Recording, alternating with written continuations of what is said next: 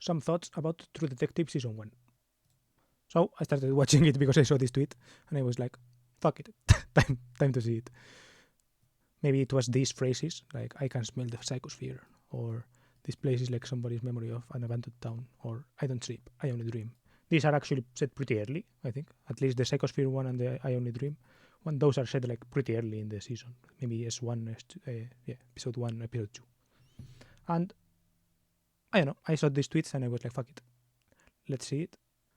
And it's really fucking good.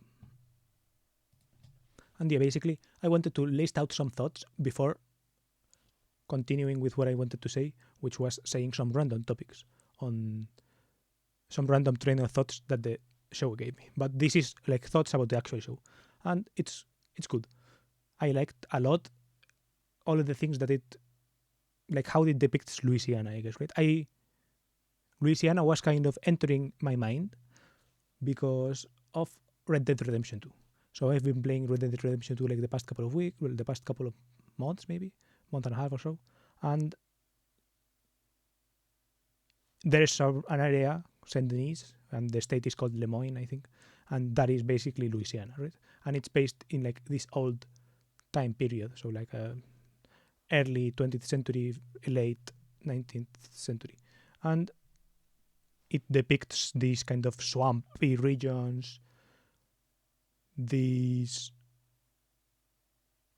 humidity, there's lots of wildlife, right? There's like crocodiles and stuff like that. Right? In Red Dead Redemption 2, you like hunt a lot, so there are like a lot of animals, and the show reminded me of that, and it gave it like some kind of special character that I liked. Right? It shows the boats, like these boats that are for low depth places, for like swampy territory, for marsh. I think it's called marsh. They talk with like some kind of Louisiana specific terms, like they say parish, right? For to talk about, I guess, county or some kind of thing, and I think that's specific to Louisiana. And I liked it, right? I thought it was, they depict like a lot of this rural life, right?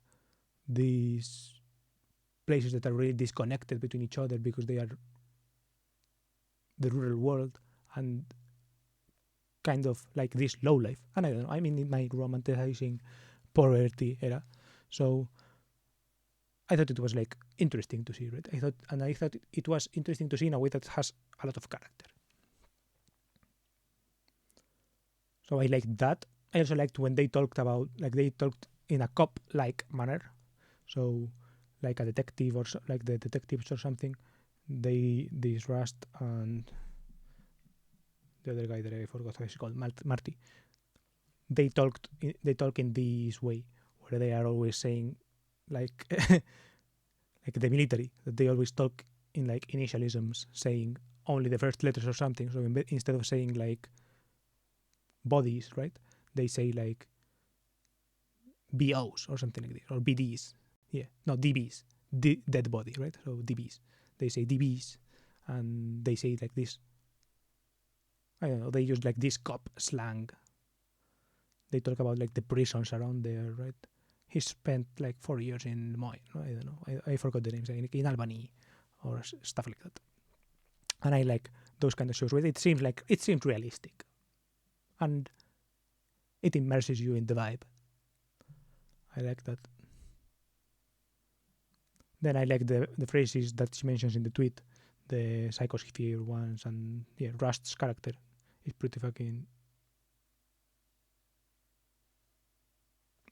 Yeah, it's a well done character. Fuck it. Spoilers for the show. I'm going to watch this kind of inside the episode bits from True Detective because I haven't watched them yet. I've watched only the one in the last episode and I missed all the other ones, so let's watch them kind of live. Shine. Within this landscape and this bright, bright environment exists darknesses.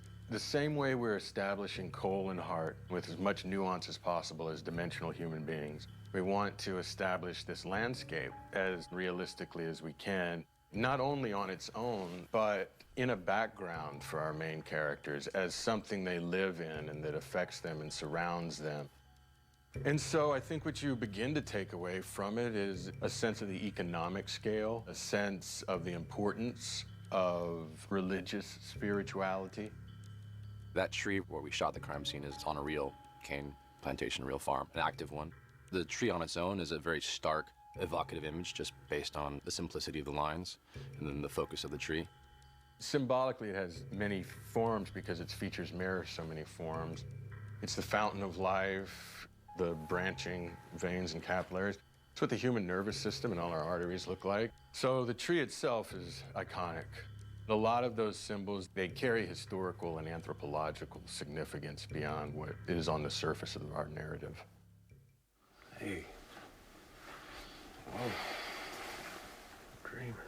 Why are you out here, huh? Why didn't you come to bed?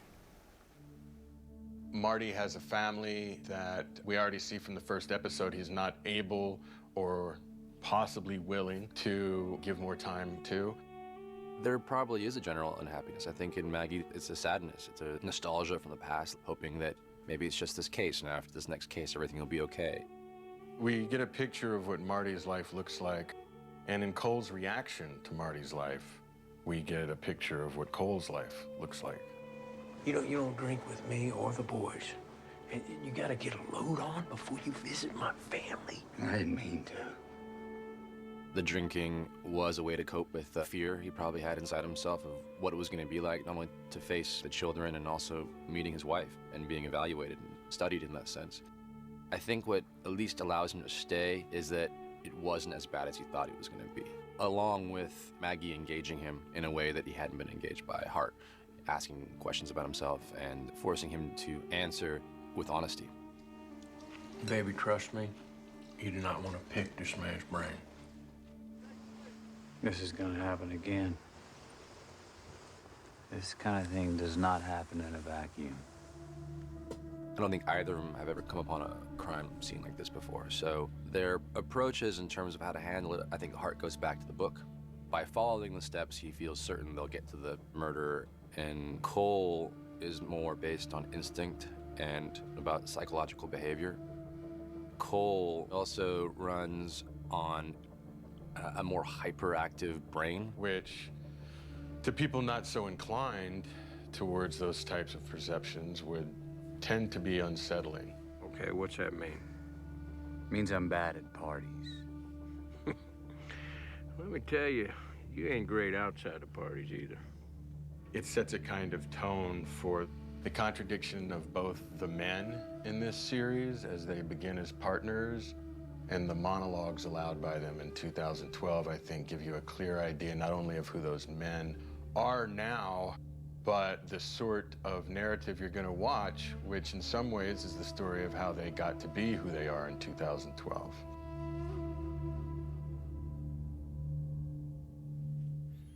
Yeah, that's pretty fire.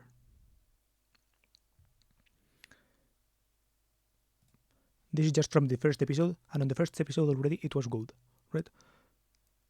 It shows these 2012 shots and then the 1995 shots, right? And it puts them together, right? So you get to see kind of that, yeah, what he talks about. That kind of, not superposition or whatever, but yeah, you get to see the contrast of how they started, how it ended up, right? Like physically it's pretty clear, right? The guy is looking like pretty clean, like Oppenheimer in the movie Oppenheimer, and the other guy, and then Rust looks like fucking, yeah, like this, right?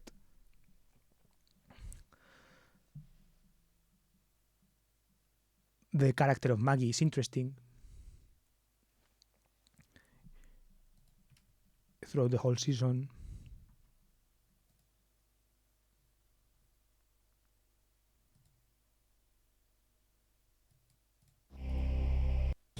I don't think that man can love. I think we caught a break in the case, boss. Wait. You cops. Part of the reason for the pace of the investigation up till now is that this is how real police cases work. They last for weeks and then they last for years. When we see Cohle and Hart's mourning process in context of their investigation, it's to show both the passage of time, in this case is not just, going from the red in 4 or 5 days, that it's also taking place while they're living. Seeing things is something a detective is supposed to do, obviously, and scrutinizing detail.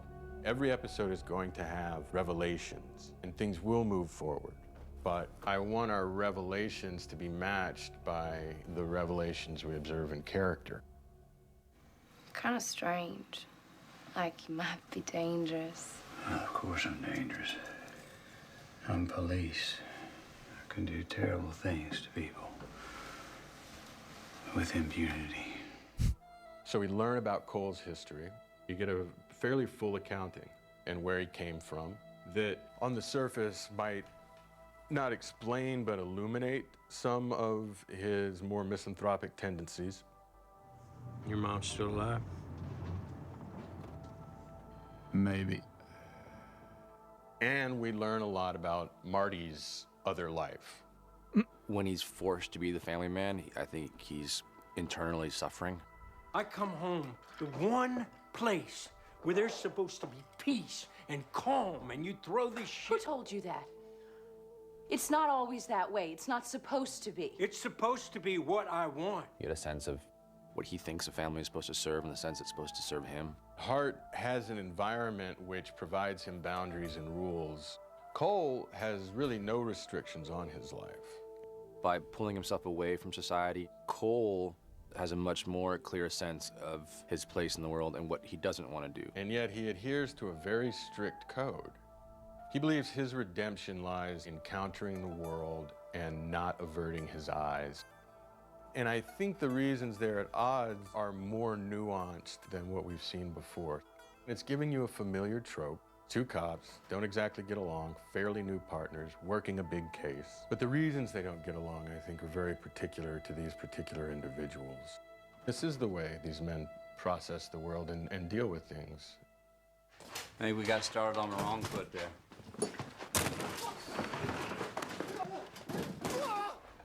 McConaughey did a lot of work beforehand. He had a ton of ideas. And so what you imagine in your head with a written character and then when someone embodies it and owns it is always going to be slightly different. But I had complete faith that whatever he was doing was true to the character. I mean, I could always tell what was real or what wasn't, So when I'd see things, I just roll with it. The mirror came about through McConaughey. He said there's this mirror, and the mirror is looking in one eye, and it forces you to stare at yourself without the hole, but just the eyes. And that little mirror is just an odd, uncanny detail that people can choose to note, or you just can go right by it. The way Woody approaches projects, there's a sense of exploration that allow for a little bit of humor, which is one of the things he really wanted to add to his role and to the general show. Ruined me. Now I can't do without it.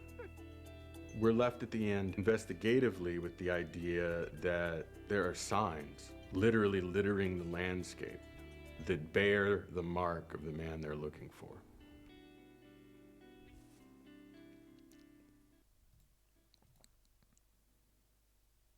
Good shit. Yeah. So basically, I don't want to watch all the 8 of them, or should I watch all of the 8 of them?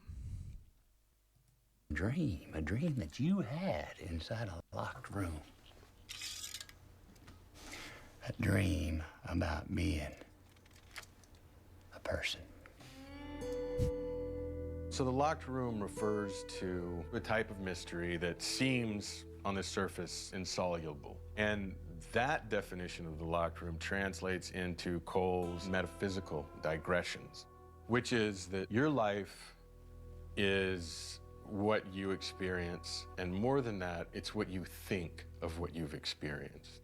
And all that takes place inside your head, and your head is a locked room. No one will ever walk in this head and live in this room and see the things that person did. It specifically involves being able to hold 2 contradictory ideas in equal measure. And so Cole says, you just got to be honest what goes on in here in the locked room. I think there's a kind of absolutism to the way Cohle talks about his philosophies, and whether it be about religion or anything else. It's a kind of absolutism that proves there's like a much darker abyss beneath that. And in his search for how to live and not finding much meaning in the company of others, he turned to philosophy and he turned to spiritual texts. He just doesn't believe it, but I think he believes in the power of transcendence, and I think that's what he's often speaking toward. What's it say about life? I'm not sure whether Cohle is agnostic or atheist, but he's somewhere in between the two. He's definitely doesn't subscribe to any religion. For a guy who sees no point in existence, you sure fret about it an awful lot. Hart, he's probably some sort of agnostic Christian in the sense that he believes in it as a community ritual. I'm not sure if he necessarily follows the rules of the faith. He makes excuses for himself. The very sermon that Cohle is critiquing, he employs all the same tactics in his interrogations. It's not your fault. It's not. He was drugged to the bottom by that same weight. Offering a cathartic narrative. As Cohle says, everybody knows there's something wrong with them. All you gotta do is address that hole and watch him talk. Everybody wants to confess. Get out of here. Is that all you got Literally this, whatever this is. for me? Go home. I don't want this anymore. You got that little shit bird in here? Go away. I'll call the cops. Well, let's see how that works I know out other for cops. you. Okay. A man who says rules are good, we witness breaking not just his marital rules, but the rules of personal space. Ow! Get off! Get off! You know, in episode 1, we had Cohle saying, I'm not some kind of maniac. And in this episode, we have Hart saying, I'm not a psycho. It's one of those things that if you have to tell people, it's probably not true. We see right away that Marty's family is having a humanizing effect on Cole's character. He's chatting. Yeah, it was interesting, this thing. Watching, for example, Marty be so crazy and this guy so calm. You know, Marty's character is pretty out there. Right? It's a character I don't relate to. Right? I obviously relate to the guy, to the Cohle guy. I don't relate to Marty at all. Right? Marty is the popular guy, right? He's the people person. He says that in the latter episodes. He says that literally. He says, "I'm a people person." I'm definitely not. He's got this wife, got these kids, got this family, and then he breaks it. Right? It's something that I don't yet comprehend, or that I will never get. Right? The having something like that and then breaking it is something I don't get. Cohle doesn't get it because he lost it, right?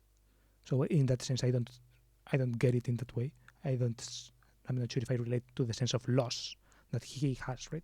I'm not sure if I relate to the sense of loss that he has. I'm not sure if they mention it in this episode or in the next ones, but yeah, he's lost the daughter.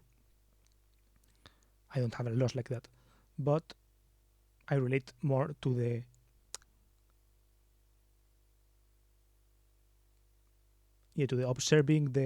observing what's going on and being angry, right?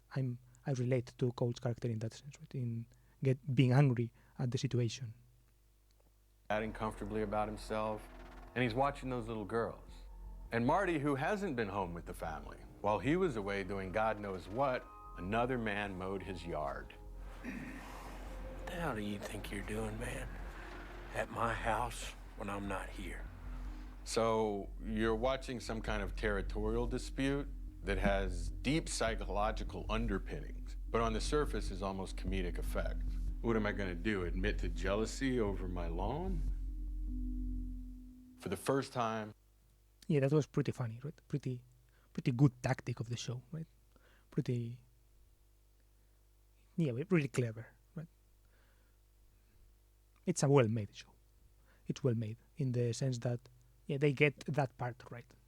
They get the part of, like, the deep psychological thing being expressed through the dumbest shit, right? And how that has, like, powerful connotations in, like, storytelling, you could say, right? When you're getting angry, like, when you are with your friends and you get angry because of the dumbest shit, right? You're really not getting angry about that shit. You're getting angry about all that comes with it, right? And that's why but it's just, right? But it's just a lawn excuse. or like it's just a restaurant. Why do you get so angry about choosing us? Right? Or no need to get so angry about. Literally, something that happened to me like last weekend. I don't know, not to this big scale of like almost fighting or whatever, but yeah, but I get like worked up about shit. Right? In this case, was like choosing a restaurant or something. I get worked up about that shit because, yeah, not because of that, but because of what comes with it, right? Or because of all of the things on top. Not sure if only on my head or like shared understanding, or like the lack of a shared understanding or something. I don't know exactly that, but yeah, it paints this picture very well. It looks like we have a hard suspect. That image I actually got from my head from paintings which showed plague doctors in medieval Europe, and they had those very strange long masks. It was before gas masks, but they made them look like wasps. And we leave them in episode 3 with a very definite. I find it funny that always they have Nazi tattoos, right? This guy has like this Nazi ego, and then yeah, you could see some like swastikas. I don't know, I find it interesting that they always choose to make the bad guy like explicitly someone with Nazi connection, right? Funny. Them look like wasps. And we leave them in episode 3 with a very definite direction and a man to capture. And yeah, on the one hand, yeah, it seems like maybe too much of a trope, but on the other hand, it seems like it's saying something real, right? Like once you get into like this dumb shit, or like this, you start to believe like this dumb crazy shit, right? It's like all of the other dumb crazy shit also appeals to you, right? So if you're like this strange pedophile abuser of kids in satanic occult rites, it's like fuck, of course you're a Nazi, right? Of course, it's almost like given, right? I thought it was funny. He was a big guy. A lot bigger than you. But you tell me you didn't get along? No, I mean, I did. In most part, you got to. You're sharing a house, like I'm saying. I mean, it gets you high, man, but he's creep. I ain't want to know him. Tell me about Ledoux. Yeah, this was also another interesting thing, right? It shows a lot of different people, I guess, right? It shows like these prison people and how the prison people think, right? How they, like a criminal thinks about someone who's also in cell with them, right? And it's like, yeah, you get it. Like, you get the sense that system.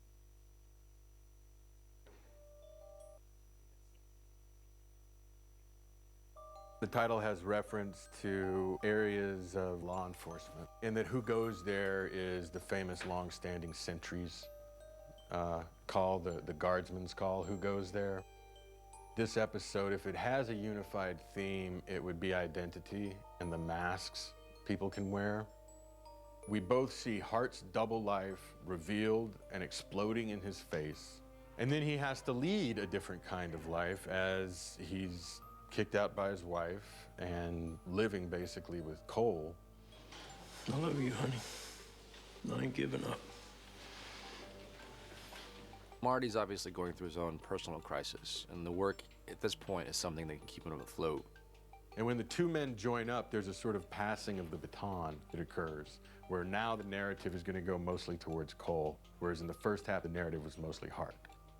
Cohle sort of takes lead, at least in this element of getting Ledoux into custody. And I think that Marty agrees with them that if they were to go about this the normal way, there's no way they'd find him or get to him.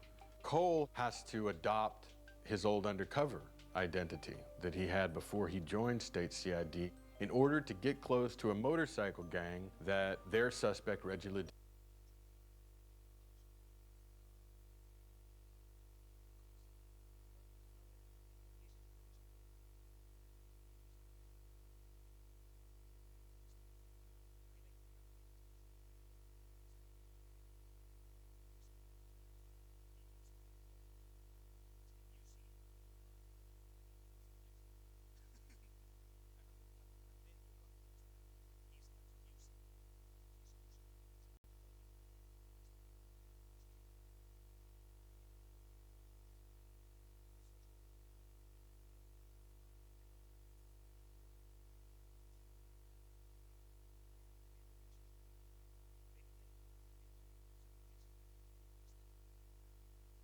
deals meth for.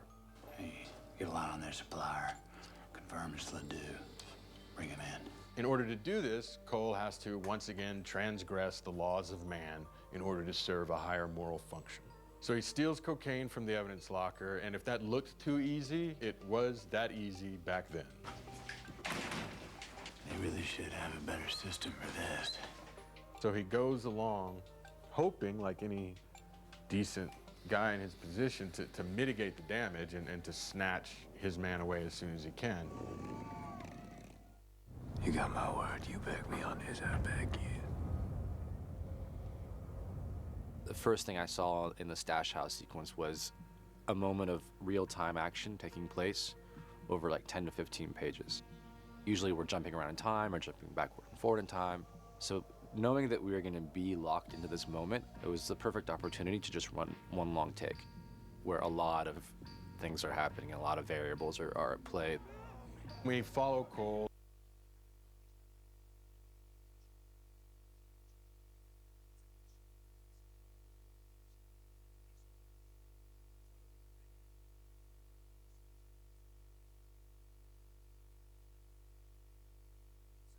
In a one-take gauntlet through the projects, dodging cops, dodging armed clockers, dodging gunfire. The process of walking through it and all the extras in the background and all the things that are happening was actually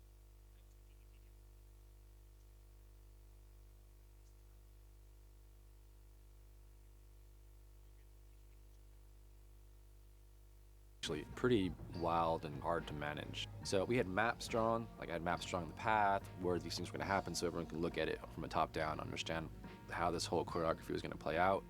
You get that many people all together at once, reenacting essentially a riot, anything can go wrong.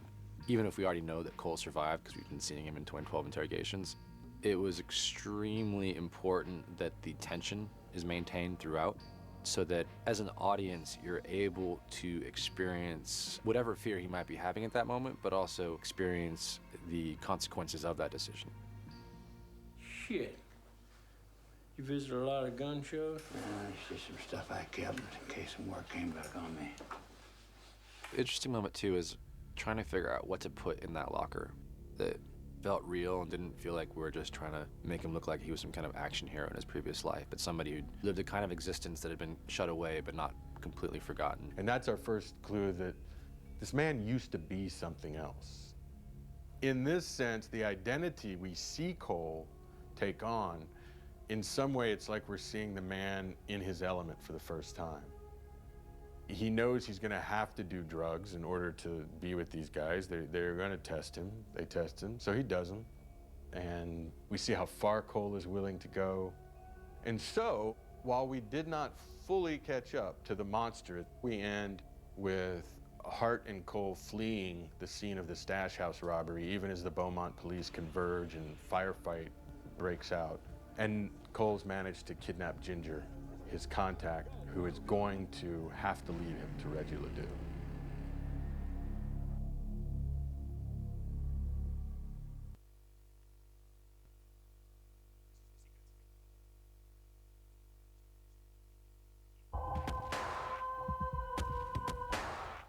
You want forgiveness for that?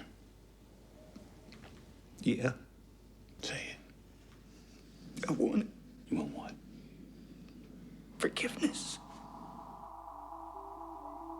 In 2002, Cohle, who has made a name for himself as an ace interrogator, he's interrogating a murder suspect who, in an attempt to deal for the murders he confessed to, this man offers Cohle information, saying that they never got the man in '95 that killed the woman with the antlers, and Cohle, of course, says that doesn't mean anything. That was in all the papers. You're like, so you recognize me, so what? You know, they were hero cops for a little while. I'll tell you about the Yellow King. But when the man mentions the word Yellow King, that's what police call key. Key is something that nobody would know about.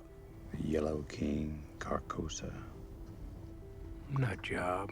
Now, Dora Lang, in her journal, she made reference to the Yellow King. That reads like fantasy. Reggie Ledoux told Charlie Lang in prison, the Yellow King. And now this guy, who shouldn't know anything about that, says, I met him, the Yellow King. Give me a name. The Yellow King! The mythology of it is a reference to a famous book of short stories in the late 19th century by Robert W. Chambers called The King in Yellow. It's inspired a lot of other writers to sort of embellish the mythology behind these stories, which are tales of madness and of a play called The King in Yellow that upon reading it drives the reader insane. And the King in Yellow is only ever a mysterious figure outside the consciousness of these stories. I saw you in my dream. You're a priest too. I know what happens next. You're in Carcosa now. Also, Carcosa's in the Chambers stories. It's called Casilda's Song. Stranger still is Lost Carcosa, where black stars rise in purple skies, but stranger is Lost Carcosa. So we imagine Carcosa is the domain of the Yellow King. And for viewers, it should be taken as a signifier of the larger mythology unfolding around this case.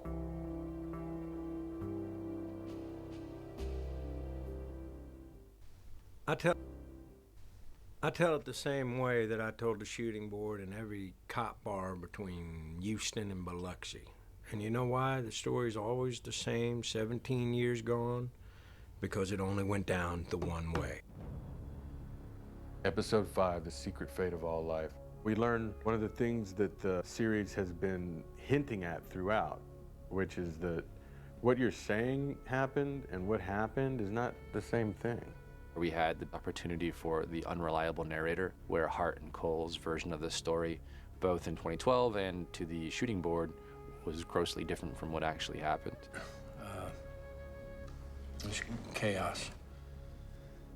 When Hart walks up and opens that door, I just wanted to put them in silhouette. And it's just enough to see, you just kind of see the little girl's eyes. She doesn't know whether the person opening this door is another nightmare or someone coming to rescue her. And I think it hits Hart immediately, having his own daughters, and this need to protect children supersedes any sort of protocol in terms of being a police officer. And so he does what instincts tell him to do at that moment in time and exacts revenge. I think Cole, for his part, it's just as profound, but maybe not as emotionally resonant on the surface. I don't even view Cole and Hart as anti-heroes. I don't think there's any anti about them. I think they're both heroes. I believe I speak for the board when I commend you on the heroism displayed by you and Detective Hart. We were doing our job, sir. There's definitely that moment, whatever conflict they've had, when Hart looks up at Cole, that decision, that bond, that partnership is solidified in that instant. Cole's willing to support him, all the way to make sure he doesn't get in trouble for it. Bullshit. You tell me right now why you're all over Cole, or I walk. Marty is well aware at this point they're trying to stick this new thing on Cole. The evidence is compelling to the degree that we have to admit sometimes that, somebody may not be who we think they are. So I don't think he's on the detective's side, but he's not ready to leave yet. I think Hart is able to separate whatever personal animosity he has for Cole, and whatever resources he has, he's going to defend Cole, whether he likes him or not, because that's the right thing to do. Well, if you two talked to Russ, you weren't getting a read on him. He was getting a read on you. When Cole sees the full discovery file, and he sees how little these guys have, he's like, well, you just wasted my day. This is all you got. And what that means for us is that Cole had come in here solely to find out what they had on the new case. And if we reach back from episode 1, that's been there the whole time. He's been asking them about Lake Charles the whole time. He's been wanting to see their folders the whole time. He's let himself speak profusely without giving them any new information. And I don't know how many people will catch this, but Cole asked for a beer for one reason, because he's a functioning alcoholic who knows who he is. But the bigger reason is that once he starts drinking, anything he says in that room's inadmissible. He's conflict-oriented, so when I deny him small arguments, it builds up his energy. Wow. Yeah. Are you ever a match for this dude? As we pass through 1995 to 2002, we get tastes of Hart's family life, and we get tastes of Cole in the meantime. And it sort of underlines the rest of the episode. the relationships they have and the lives they build around it. Halfway through the season, halfway through the episode, we solve the case. So what does that mean? How do you then bridge ourselves into the next part of the story?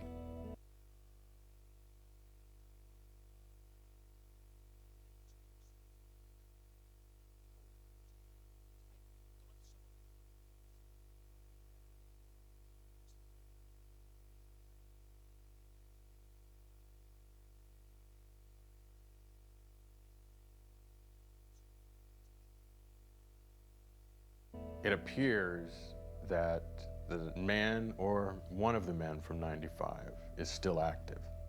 And the idea to Cohle that he didn't finish a job that he said he finished and that this has caused more people harm, the possibility of it causes him to once again step over the line that he established in his own personal code.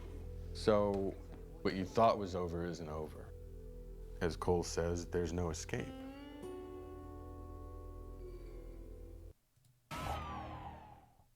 You gotta come see what I got. No, you know what? I don't think I've been very clear with you, Russ. If you were drowning, I'd throw you a barbell. The title of the episode, by the way, is After You've Gone. Why would I ever help you? Episode 7, After You've Gone, is the title of a famous torch song. And torch songs have always had an historical place in noir and pulp. And it also describes the men who they became after each one left their lives and how they're going to continue. True. You look like you're doing all right. Father Time has his way with us all. Hart is reluctant to believe him or help him, given their history. But as Cohle puts it, you have a debt. They didn't finish the job. That's the bottom line. They let their emotions get the better of them, and they didn't get the information they needed to make sure that everything was accounted for. We left something undone. We gotta fix it. On a very understandable level, this idea that he could still be killing is a real threat. They need to finish a job, with or without the help of state CID. It's sort of a monumental task in the sense they don't have all the resources they used to have. Clearly, they're more at risk as well. They're not young guys anymore, and using force and coercion to get some information, I think that's just those guys being them. So the band's back together, and it's 2012, and we're going to at least attempt to get to the bottom of this. There's a videotape. The It's 2012 part, now it's when it's starting to hit, right? You start to see all the car interiors, you see the Cadillac. Inside, you see the brand new Cadillac out from the outside, right? So it now hits like, it could be right now, but it's still kind of different, right? You still see... They start talking about things that you now know, right? Because, for example, when they're setting up this studio, kind of this private investigation stuff, he says that he has the subscription to the... Right? So it's starting to hit like it's 2024. It's starting to hit like there are these subscriptions that you have to pay for to access these databases, right? He has a computer in his desktop and all of this, right? But it's still 2012, right? So it still feels kind of nostalgic in a way, even though it's technically right now, right? There is, to me, for example, there's this element of nostalgia or like of interest of something happening, right? There is like something happening in the real world, right? Even though it's fictitious, right? But it's still kind of a story that is based on this kind of real world scenario, and even though it's kind of recent in the past, right, 10 years ago, it still feels kind of more alive because I don't know. I feel because it was 2012 feels like a time where you could get away with telling stories that are not entirely based on phones and on the internet and all of this, right? I feel like if you make a story that is based on now, right, you have to put some kind of bullshit technology inside, right? You have to put some kind of something like this, right? If you make a Mission Impossible movie now, the technology has to be retardedly stupid because the old Mission Impossible movies had like tech that was from the future. So now they have to have tech that is even more from the future, right? This kind of stuff, right? And the setting that they've chosen and all of this kind of balances it all well because it's like phones kind of don't work. So in rural places. I don't know. There are like these things that make you believe that shit is real, right? I don't know. And that, yeah. I had to shoot the Marie Fontenot sequence on my own because it was the space and how we were moving around this altar. Couldn't really have a whole crew in there with this. So just literally me with the Betacam on my shoulder. And it's a video that shows the girl that went missing in 1990 in a child sacrifice conducted in some kind of pagan animalistic ritual. And we only show a glimpse of that. And something this show has tried really hard to do is, despite the darkness of the subject matter, is to never bludgeon the viewer with something that's just gross. I'm not very interested in gore.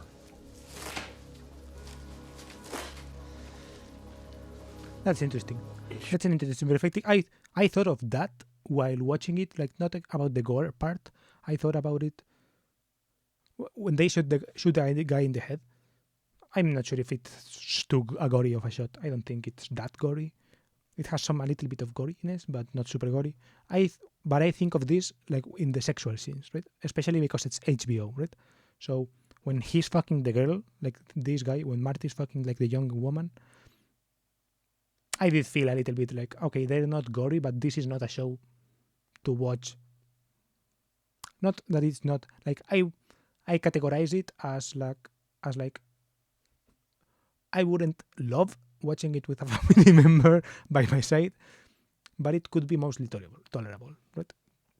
That was kind of my sense of it, right? Because, for example, Game of Thrones starts showing like fucking, like real fucking and all of this pretty early, right? If I recall correctly, right? That is a show that, I don't know, I'm not sure if I would be like so, I don't know, HBO has this balance of making it, it's like prominent enough that you definitely remember, but plus I think it's also Alexander Daddario, so it's like a fucking supermodel, literally, right? But also, and in Game of Thrones, it's like Emilia Clarke and like these, I don't know, other prostitutes and all of these things. But also, like it's Selten, that's German. Like seldom enough. I think it's seldom enough that you don't. Yeah, that it's not overwhelming. I would say it's not that I'm a prude or anything, like, that I don't like watching sex scenes or whatever. Right? But when I think of it like watching it in community. Right? I think like most people who watch TV in the United States, I guess watch it together with someone. Right? Shouldn't have that. Nobody should have this. For me, it's more important that you see the reaction on Marty's face as he views the video. And having seen the video, no! Marty can no longer deny that Cohle is clearly correct about something going on. Why'd you quit, Marty? What's the real reason? What happened? I thought I never wanted to look at anything like that anymore. And in addition to reopening this case, it gives us a chance to watch the men become reacquainted. There's probably just the natural curiosity of talking to this guy that you've had it out with. You see that a lot of times in war, veterans getting together from both sides, and a lot of the animosity is just gone, despite the fact that in the moment they could have been willing to kill each other. How you been? You know? That's an interesting thought. Yeah, I thought of that as well, right? You get the vibe that the show is written well in that sense, right? The way that he talks about it, and he talks about this show being created like that, right? He had that thought of like seeing, reminded me of a clip I saw of Hayao Miyazaki, of a video about Hayao Miyazaki. Let me pull it up. This video, Miyazaki was right. I watched it the other day. It's a short video, 5 minutes. So they basically, the video, they say how, yeah, Miyazaki, the way he makes anime is like, Miyazaki complains about anime in Japan being made by people who don't engage in real life, right? And how his movies are like the opposite of that, right? This is like how some anime that someone who doesn't engage in real life looks like, and this is like how anime of someone who engages in real life looks like, even though it's supposedly fantastical and whatever, and like made up fantasy worlds, it's still so grounded in real life that you can tell it's made by someone who respects real life or whatever, right? And then that's the vibe that I get from these, from what I was saying of how the guy talks about his own show, right? He talks about these two veterans getting together, right? These stories that are powerful or something like that, right? I don't know. Of someone, it's made by someone who values life, and I like that. Right? I relate more to the not valuing life, I guess, right? More in many situations, but I like watching stuff by people who do value it. So how's work? Oh, sorry, I don't ever remember you asking me a personal question before. I think it's right there almost that Cohle missed him in some way. And we learn about what their individual tragedies are, which is their isolation. They both say, and it strikes me as very poignant, the way the guys deliver it is, I go home. What do? I go home. Missing persons, mostly, maybe far back as the 80s. Well, anything before 05 that never became part of an official investigation, it isn't going to be in the computers. They sort of switch places in this episode compared to who they historically were. Suddenly, Hart's the leg man. Thank you. Scouring the archives for paperwork, doing all the one-on-ones with people. And Cole's sort of guiding him a little bit, but Hart proves himself a very effective investigator. Yeah, I like that part too, because it showed this contrast and all of this. Yeah, I like the contrast. I liked how it was hard now doing stuff and showing the people skills, right? Because Rust's people skills as a detective, he got famous before that and all this. But it always did feel some, not forced or something like this, but it did feel like it was him out of his system in a way, or I don't know. I liked seeing like the two different sides of it. Like Rust, the way Rust did it was like gritty, right? He was going to like the prostitute bars and all of this, and like buying drugs from them. So it was kind of like playing this both sides game and like going back to his undercover days in a way, but doing real shit, real work, right? And in this way, it's like nice seeing the other side of it, right? Seeing this colorful going on the Maserati to play golf, but it's also doing this real work, doing this stuff, right? Or it's like making a racist joke because here, archives compared to who official investigation. In the scene before getting to these archives is him making a racist joke to the well, not that a racist joke. The joke was like, how do you call a black person on an airplane or something like that? And it was like, pilot. What would it be? Something, I don't know, something like this. And he tells the joke to the old boss, right, to get access to these archives.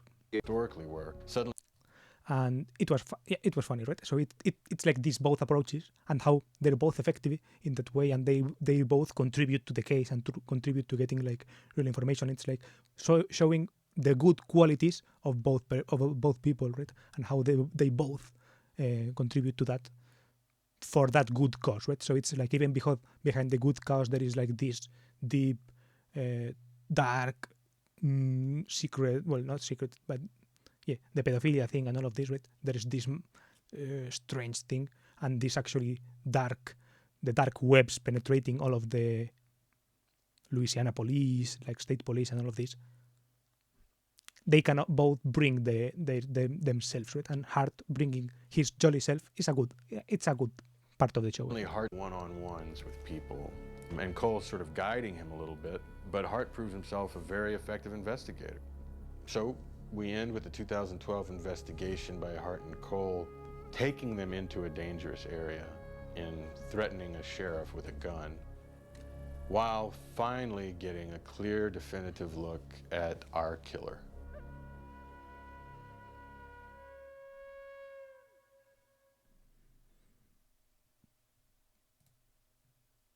Me or Marty, we see cuffs or coffins, you're gonna end up in the dirt. I got something coming for you, baby. Your psycho bit don't curb me, boy. You hear me?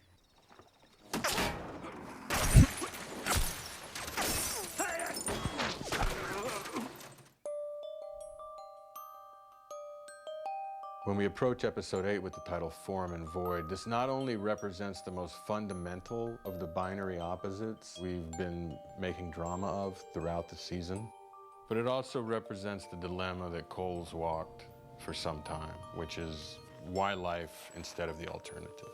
Still see things ever? Never stops, not really. That's also another thing that I found cool about the show. That it's a show about two cops and about this murder case or something, but they like sprinkle, or even not sprinkle, right? That the thing that sustains all of the show is this undertone of like white dude stuff or something. What happened in my head is not something that gets better. In that way, this is going to be the capper on our thematic, character, and investigative concerns through the series. This is the end. Somebody ought to give you a good hosing. Well, reckon you'll keep another day. Be good, I'll bring you some more water around noon. So far, every scene has been tied to Cohle or Hart's perspective. For the first time, we take the killer's perspective. Now that the interrogations are over, we've now completely moved into the present tense. So anything's allowed in terms of what we see and where we see it from. So this is significant in that I'm pulling aside the curtain, and here's the monster. And this is who he is. I think he's more complicated and nuanced and tragically evil than a lot of the serial killers out there. If you notice their interactions, they relate to each other almost like children who've been left alone to play forever. I think it's really important what Childress says, you know, it's been weeks since I left my last sign. He wants this confrontation. And as he says, he believes this will lead to an ascension for him, wherein he is capable of a kind of transcendence that he believes can only occur through these sorts of sacrifices. Don't move! On your knees, now. No.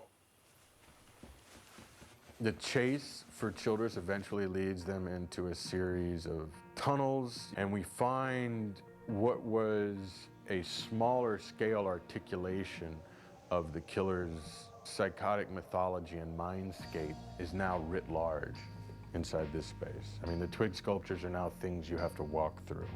Looking for one of the locations, we ran into this old pre-Civil War fort. It was all overgrown with vegetation, and thought that'd be really amazing if, you know, the Childress family were living by this coastal area and there was this old fort they just made into their own sort of backwoods temple. To your right, little priest. Yeah, the setting was pretty good. And in that particular episode, right, you see many things. We see like this old pre-war, they call it, right? This old pre-war thing, which it has like all these holes and all of these things. You see like the old house, but it's a pretty big house. You see like the boat at the scene in the boat with the sniper. You see the boat, like, so it's like a place where you can like literally have a boat. I don't know. So it's like rich people have the boats and like, I don't know, fish around and all of that shit. Childress the whole time is goading Cohle onward. He wants this. He's been begging for this confrontation. I think Childress is definitely aware he's reaching his climax. You know, he's about to pass on to another plane. He's completely, I think, engrossed in the mythology he's created in his sort of splinter religion. He doesn't believe death is the end. So I don't think he has the same fear of it as you would think a killer would. He's not fighting for his life in the same way. When they finally get to that moment where Cole's on his own, Hart also in part of his mind knows that Cohle would be perfectly willing to die. So I think part of him is to be there to prevent that from happening, and the other part is doing his job, making up for not getting the bad guy originally. It seemed fitting to me at the very end that each man saves the other's life in a very decisive way. Here! Here, we're here! It's two men fighting for themselves and fighting for each other, right down to the finish. It's just one story. The oldest. What's that? Light versus dark. This is the place I knew we would see when I first started the scripts is the final hospital scene between Hart and Cohle. It's the story of two men who had these completely different versions of themselves 17 years earlier, and over the course of some of the largest events of their life are forced to reckon with them in a way that probably delivers them in the hands of a more honest sense of themselves. And I believe what Cohle articulates there is actually extraordinarily optimistic and not based in sentiment. It's based in physics. Optimism is no more necessarily an illusion than pessimism. And that's what Cole's admitting at the end in the only way he knows how.